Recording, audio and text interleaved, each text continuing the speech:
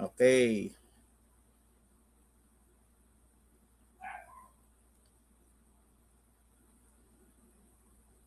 Okay, so magandang umaga, magandang hapon, magandang gabi sa inyong lahat at kung anong oras nyo man ito mapapanood, no.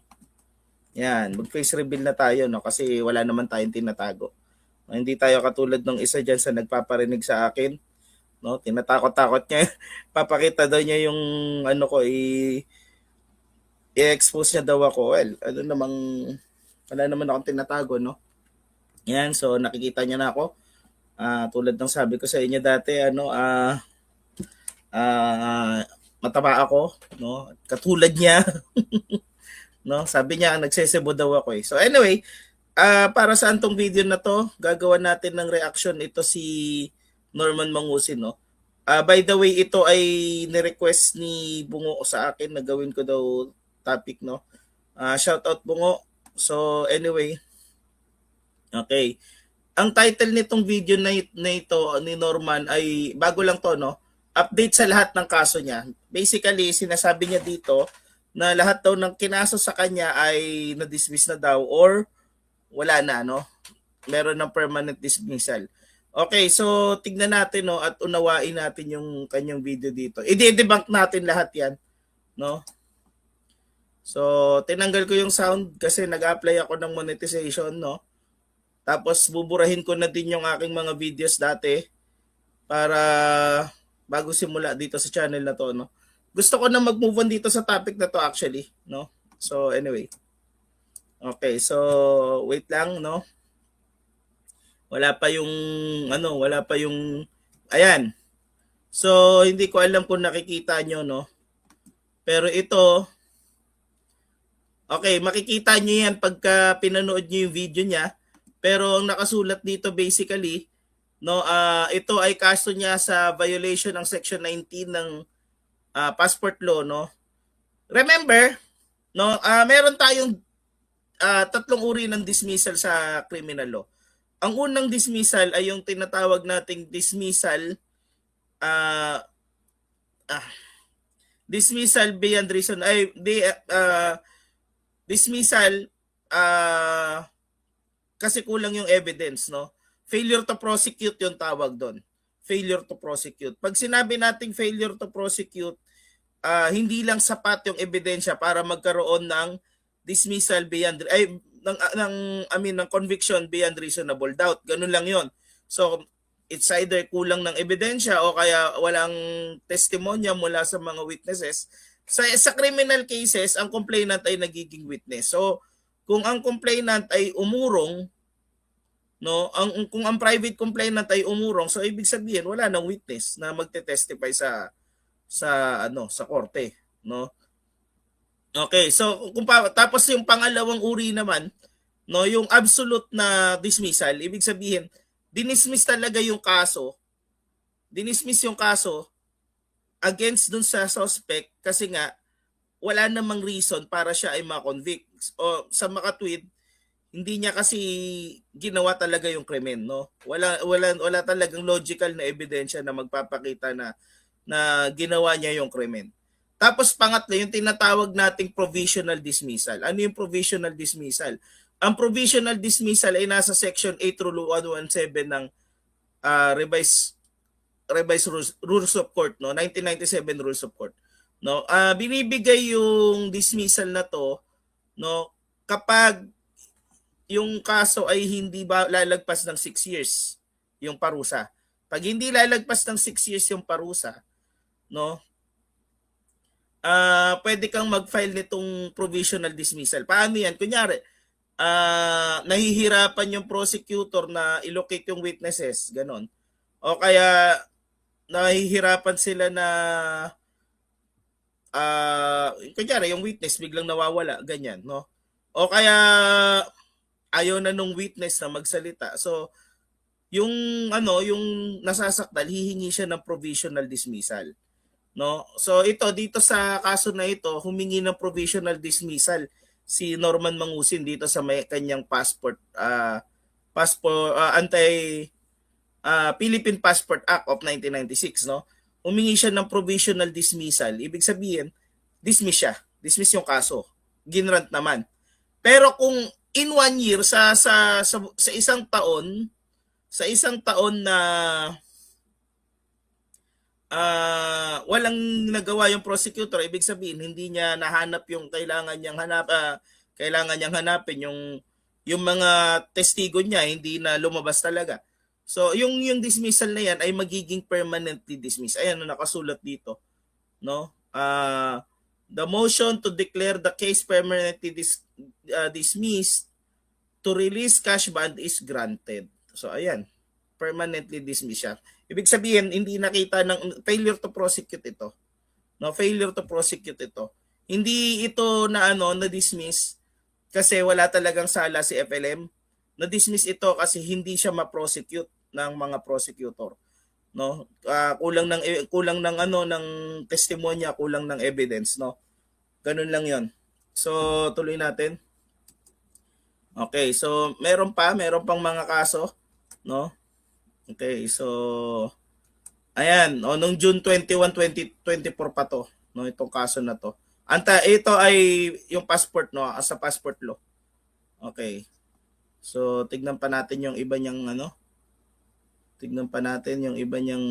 case, no. Okay. Ayan, ito naman, ayan yung ito rin yun, pinakita niya lang. Ito ay sinampa sa branch 137 Quezon City, no? Metropolitan Trial Court ng Quezon City. So, yung pinakita doon na nasa METC siya ng Quezon City, yung mga nakikita niyo kumakalat na picture tungkol dito, no? Apparently kinukuha niya na yung bail niya. Yung binayad niyang bail, kinukuha niya na para mabalik sa kanya, no? So, tuloy natin. Ayan, no, yung cheque ng bail. So, may 24,000 na ulit si FLM na ipang kakasino. Pansinin niyo, no? Ito ay makikita niya to sa video niya, ha. Regional Trial Court ng Caloocan City, pero yung pinakita niya kanina ay sa Quezon City. So, hindi ito yung bail na binayaran niya, no. Pero ang pinapalabas niya, yung kay Makagago daw yun, yung parang pinapalabas niya na na-dismiss yung kaso kaya makukuha niya na yung bail. Anyway. So, ayan. Okay, ito pa, no? Inulit lang niya. Ito lang rin yun eh. No? Ito lang rin yun. Ito ay order ng cash bond para i-release yung cash bond. Ibig sabihin ng cash bond yung bail. Yung bail money ibabalik na sa kanya, no? So, iba ito. Yung kanina kasi na order ay order ng dismissal. Ito yung order na ibalik sa kanya yung cash bond, no? So, ayan. Tuloy natin. Okay, so ayan, ito din yun. Inulit niya lang. Paulit-ulit lang, no? Pansinin ninyo, pinopost niya yung pare-parehong kaso. Tapos, para masabi na lahat ng kaso na niya na. O ito, illegal use of alias, no? So, ito ay 22nd day ng February, no? Basically, ito ay inisyu para you are hereby notified by this presence. Okay, so babasahin natin yung susunod. Ayan, ito yung binasa namin ni Bungo. May video kami nito ni Bungo, no? May video kami nito ni Bungo kung bakit ito dinismiss.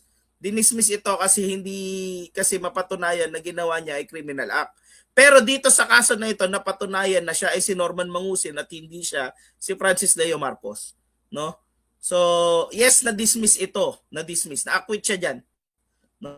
Na-acquit siya dyan. Pero, napatunayan dyan sa kaso na yan na siya talaga si Norman Mangusin at hindi talaga siya si Francis Leo Marcos. So, anyway, tuloy natin.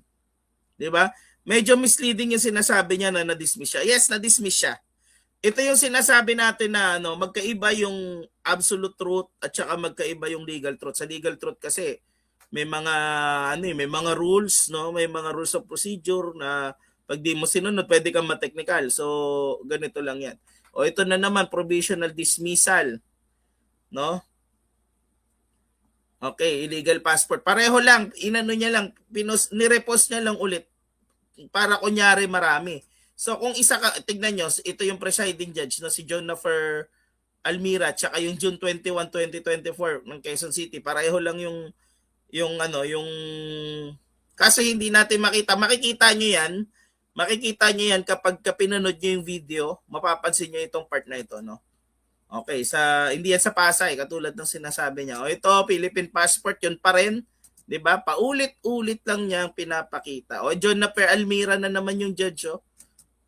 Kung utu-utu ka at hindi ka mag-scrutinize, madali sasabihin mo, ay totoo pala yung sinasabi ni FLM. O ito na naman yung illegal use of alias, no?